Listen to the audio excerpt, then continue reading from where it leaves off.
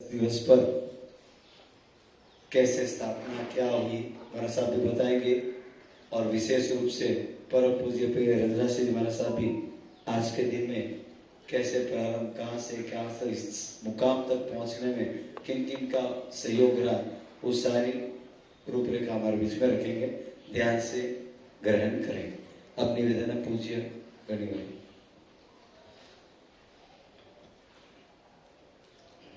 ऐसा विश्वास दिल में जमाते चलो, ऐसा विश्वास दिल में जमाते चलो, सिद्ध अरिहंत को मन में रमाते चलो, सिद्ध अरिहंत को मन में रमाते चलो। वक्त आएगा ऐसा कभी न कभी, वक्त आएगा ऐसा कभी ना कभी, सिद्धि पाएंगे हम भी कभी न कभी, सिद्धि पाएंगे हम भी कभी ना कभी, संयम पाएंगे हम भी कभी न कभी, संयम पाएंगे हम भी कभी ना कभी। जिन्होंने अपने प्रबल पुरुषार्थ के माध्यम से मोक्ष पद को प्राप्त कर लिया, उन सभी सिद्ध आत्माओं के पावन सी चरणों में हमारी भावभरी वंदना। परम उपकारी लाखों आत्माओं को भीतरा धर्म से जोड़ने वाले, जैनत्व प्रदान करने वाले पूज्य दादा गुरुदेव श्री जिनदत्त श्री आदि चारों दादा गुरुदेव श्री के पावन सी चरणों में हमारी भावभरी वंदना।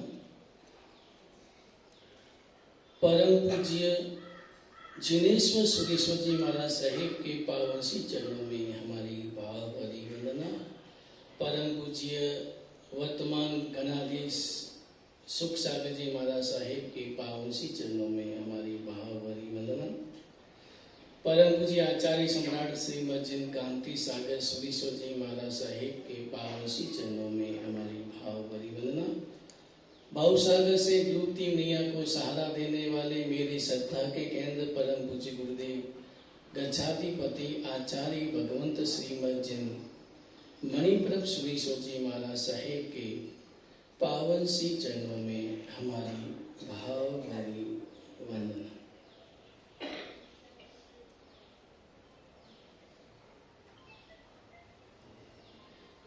जैन जगत में जैन धर्म तीर्थंकरों की साधना का धर्म है। साधु साध्वी सावक साविका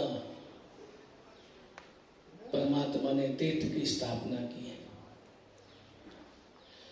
परमात्मा ने साधना के दो मार्ग बताए, एक सागार धर्म, एक आगार धर्म। साधु साध्वी आगार धर्म की साधना करते हैं और सावक और साविका सागार धर्म की साधना करते हैं। दोनों ही मार्ग परमात्मा ने बताया और दोनों ही अलग अलग प्रकार की साधना का परमात्मा ने निरूपण किया। इस जैन जगत पर वर्तमान में श्री संघ पर जो वर्तमान का जो जिन शासन चल रहा है, उसमें सबसे ज्यादा योगदान आचार्य भगवंतों का रहा है।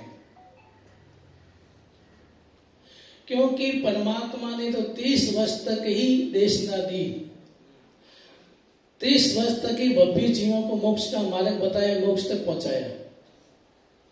उसके बाद आज तक 2600 वर्ष तक, 2600 से ऊपर वर्ष हो गए, 2650 हो गए।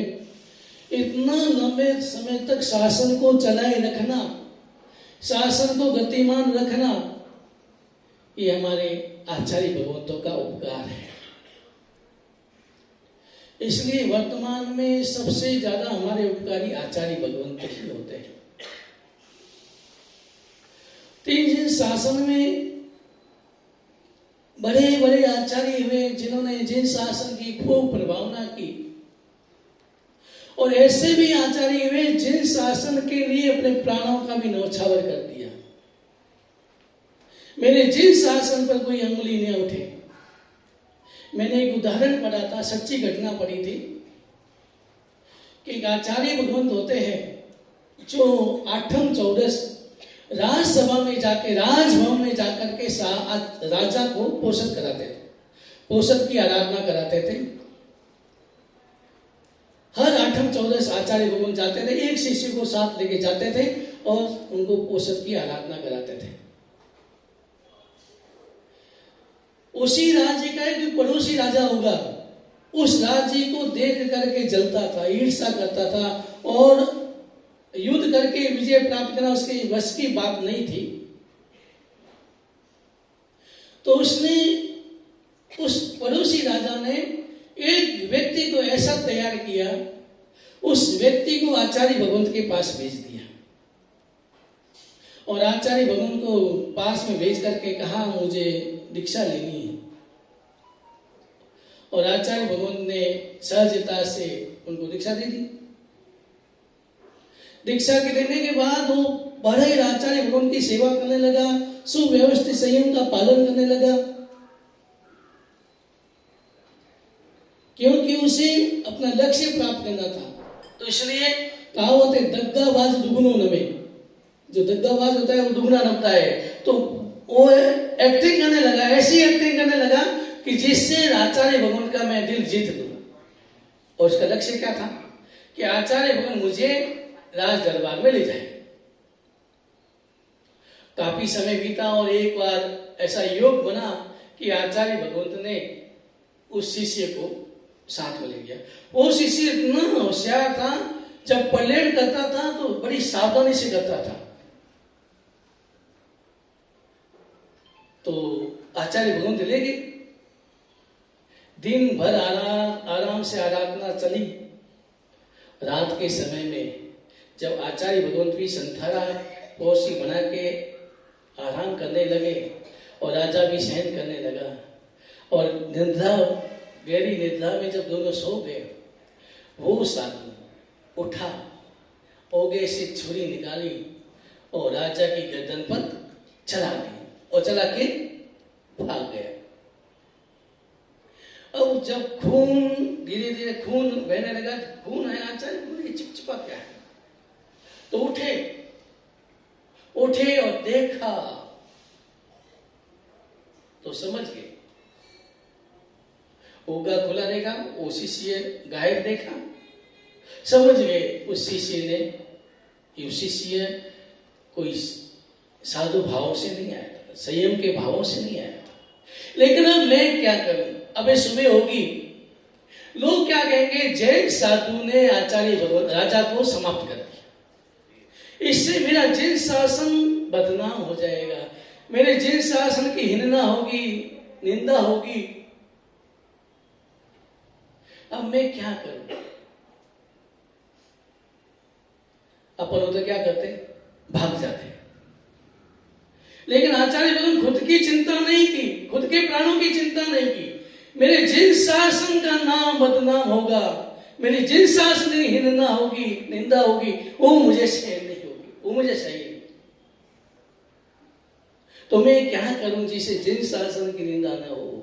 तो आचार्य भगवंत ने सोचा कि मैं अपने प्राणों का न्यौछावर कर दूं, ताकि कोई लोग आएंगे ये सोचेंगे कोई आया था, आचार्य भगवंत को भी समाप्त कर दिया और राजा को भी समाप्त कर दिया, इससे मेरा जिन शासन बच जाएगा। और आचार्य भगवंत ने जिन शासन के लिए, जिन शासन की रक्षा के लिए, जिन शासन की आन बान शान बनाए रखने के लिए छुरी ली और अपनी गर्दन पर चला दी। ऐसे आचार्य जिन्होंने जिन शासन के लिए अपने प्राणों की परवाह नहीं की, न्यौछावर कर दिए, ऐसे ऐसे आचार्य हमारे इस परंपरा में जिन शासन में हुए, शासन के लिए है। हमें इस घटना को सुनकर चिंतन करना है कि मैं कोई ऐसा आचरण तो नहीं करता हूं जिससे जैन धर्म पर लोग अंगुली उठाए। मैं जिन शासन की प्रभावना नहीं कर सकता हूं, कोई बात नहीं, जितनी शक्ति हो करो, लेकिन इतना संकल्प करना आज इस घटना को सुन के कि मेरे द्वारा, मेरी आचरण के द्वारा, मेरे खान पान रहन सहन के द्वारा, मेरी भाषा के द्वारा कोई जैन धर्म पर अंगुली ना उठाए, इतना संकल्प करना। तो ऐसे आचार्य बहुत हुए जिन्होंने शासन के लिए साहित्य की भी रचनाएं की। 1112 में जिनचंद्र सूरी हुए, जिन्होंने उस समय में 8 लाख श्लोकों की रचना की। अभिदेव सूरी हुए, जिन्होंने नवमों की टीका की रचना की, जयंती स्तोत्र की रचना की। सोपन मुनि वे गोचरी जाते जाते भगवान की 24 स्तुतियां संस्कृत में स्तुतियां बना, कई आचार्य हुए। लेकिन धीरे धीरे एक समय ऐसा आया कि धीरे धीरे परमात्मा ने जो मुनि भगवत की साधु मर्यादा बताई थी, जो साधु जीवन का सिद्धांत बताए थे, धीरे धीरे उससे विपरीत होने लगे। धीरे धीरे शिथिलाचार बढ़ने लगा। शिथिलाचार का अर्थ ही होता है कि जो परमात्मा ने सिद्धांत बनाए उसके विपरीत आचरण करना, उसको शिथिलाचार कहते हैं। तो ऐसा समय आया कि धीरे धीरे परमात्मा के आचार संहिता के विपरीत साधु भगवंतों का आचरण होने लगा, और कोई रोकने वाला नहीं था, कोई टोकने वाला नहीं था। इसलिए धीरे धीरे और ज्यादा बढ़ता गया। अब साधु ऐसे मंदिरों में रहने लगे, मंदिरों के पैसों का स्वयं के लिए उपयोग करने लगे, गिद्धों पर बैठने लगे, पान चबा के बैठने लगे, ऐसा आराम की जिंदगी जीने लगे। जबकि परमात्मा ने त्याग को धर्म बताया। धर्म की परिभाषा क्या है? त्याग की धर्म, त्याग को धर्म बताया। त्याग का मतलब नहीं खाली तपस्या करना, त्याग नहीं है। त्याग का मतलब जहां मेरी बात, जहां मैं अगर उस बात को त्याग कर दूं और मेरे परिवार में, मेरे समाज में एकता बनी रहे, तो उसके लिए त्याग करना, यानी अपनी बात को छोड़ देना। जहां मेरी बात को छोड़ने से प्रेम और अपनत्व आपस में बना रहे, तो मेरी बात का त्याग करना, उसको त्याग, ये भी त्याग है। तो धीरे धीरे शिथिलाचार बहुत बढ़ गया। तो उस समय में वर्धमान सूरी के शिष्य जिनेश सूरी हुए। उन्होंने देखा, वातावरण देखा, इस प्रकार का साधुओं का आचरण देखा, क्योंकि उन्होंने 10वें कालिक का अध्ययन किया था, और 10वें कालिक में साधुओं का आचार ही बताया कि साधु को कैसे रहना है, क्या करना है, क्या नहीं करना है, किस प्रकार की उसकी भाषा हो, किस प्रकार का आचरण हो, किस प्रकार की उनकी मर्यादा है, उनकी मर्यादा का पालन हो, आहार विहार न्याय सब उसमें 10वें कालिक में बताया। तो जिनेश सूरी ने चिंतन किया कि ये तो विपरीत हम जा रहे हैं, विपरीत आचरण कर रहे हैं। तो उन्होंने सबसे पहले स्वयं को सुधारा, स्वयं दृढ़ बने, स्वयं ने क्रियाओं का क्रियोद्धार किया,